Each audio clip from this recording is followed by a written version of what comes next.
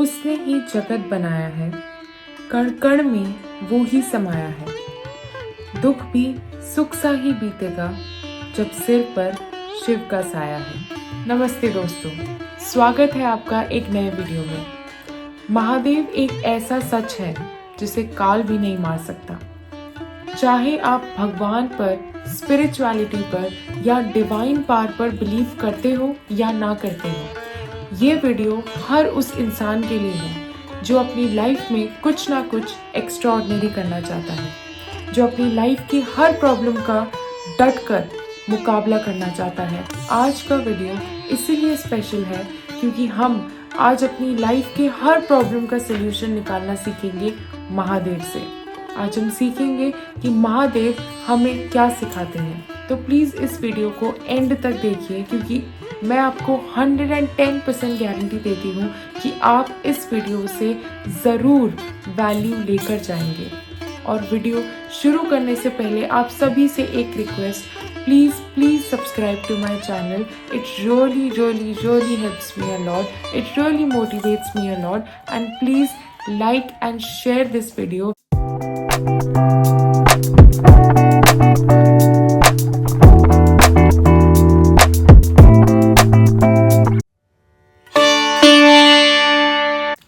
आप जानते हैं शिव जी को Lord of destruction, transformation and regeneration भी कहा जाता है।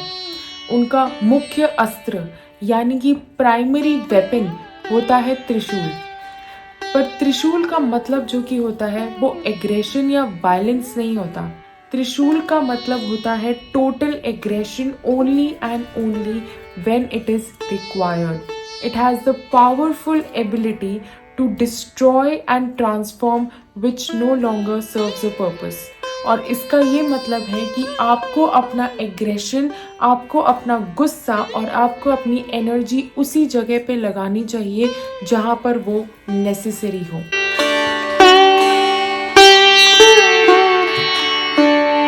आज माना हमने अपनी लाइफ में बहुत कुछ अचीव कर लिया है और इतने ज़्यादा एम्बिशन, इतने ज़्यादा सक्सेस या काफ़ी रीजंस की वजह से हमारे अंदर बहुत ज़्यादा ईगो आ जाता है और वो ईगो हमें अंदर ही अंदर खा जाता है।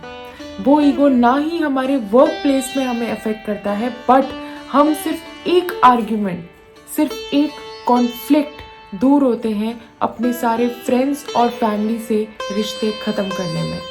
हमें लगता है कि हमें किसी की ज़रूरत नहीं है। ईगो हमेशा आपकी खुशी को जला के रख देता है।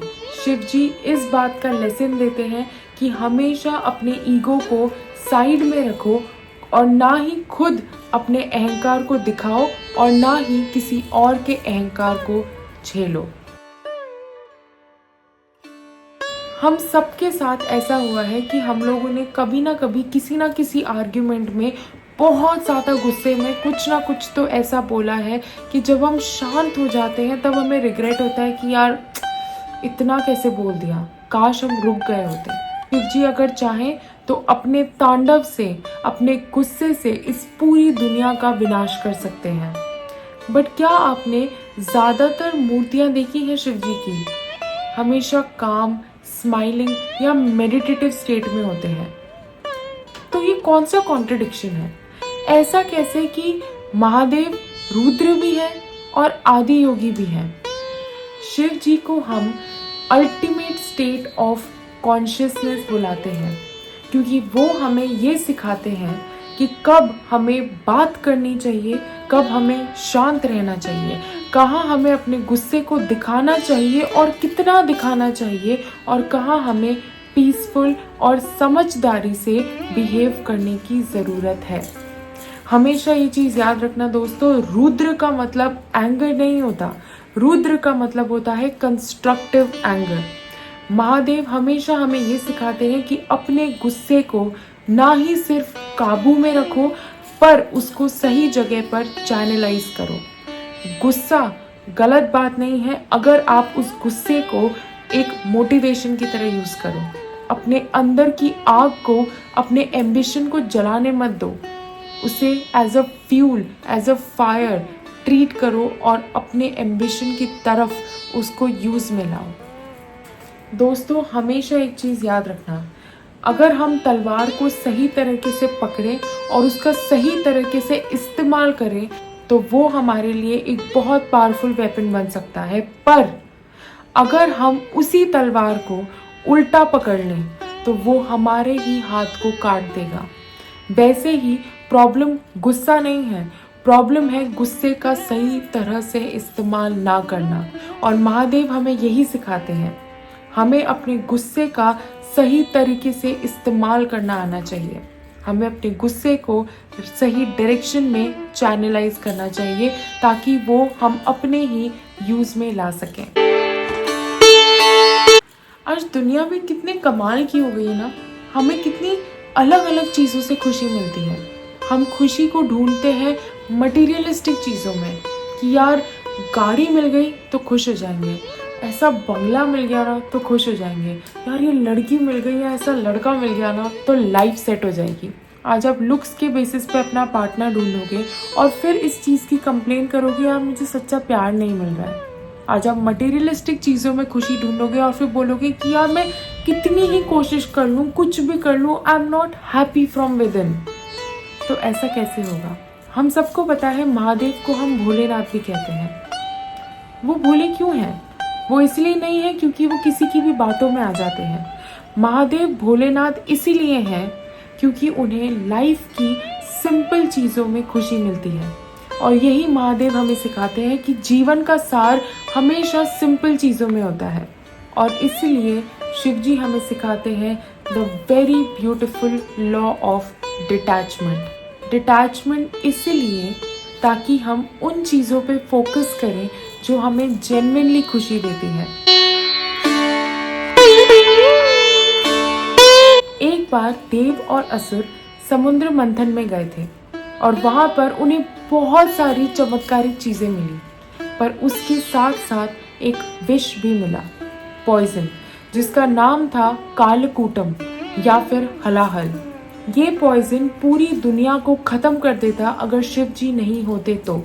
शिव जी ने उस पूरी डार्कनेस को, उस पूरे पॉइजन को अपने अंदर समा लिया और इसलिए उनको नीलकंठ भी कहा जाता है।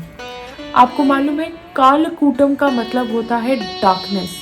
और जिस तरह से शिव जी ने उस डार्कनेस को अपने अंदर समाकर इस पूरी दुनिया को बचा लिया, उसी तरह से आप अपनी लाइफ में जितनी भी डार्कनेस है, जितने भी प्रॉब्लम्स हैं, उन सब का सल्यूशन निकाल सकते हो अगर आप अपनी डार्कनेस को अपने अंदर हटाकर अपनी लाइट को बाहर निकालो।